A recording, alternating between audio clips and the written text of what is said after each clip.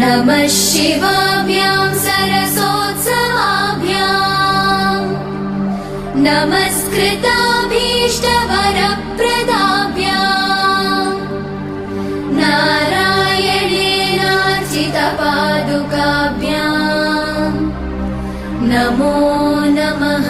शङ्करपार्वतीभ्याम्